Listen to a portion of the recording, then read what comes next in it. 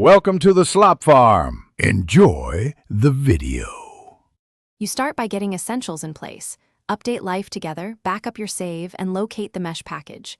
Once done, enable developer or mod support in the game settings so the engine will accept external assets. Make sure the mesh file format matches the game's requirement. Common formats are mesh or FBX. You'll need a simple folder structure, assets, textures, and metadata. This avoids loading errors later and prepares you to install the mesh immediately. Do this now, not later. You now install and map the mesh to the character rig. First, copy the mesh, textures, and metadata into the game's mod/assets folder. Keep paths consistent. Next, open the in-game importer or an external mapping tool to bind the mesh to the existing skeleton. Select bone mappings, set weight influence, and preview deformations. Once bound, fix UV maps and normals so textures read correctly, and update texture paths in metadata. Finally, run a quick test in a staging or sandbox area to confirm moves and animations.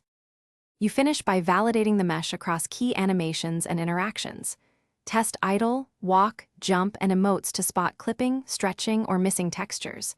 If issues appear, tweak bone weights, LOD settings, and collision meshes.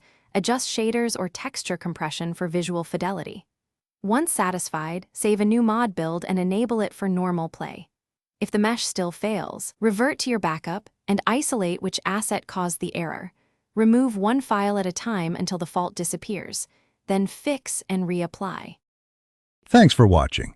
Consider subscribing if we helped you today.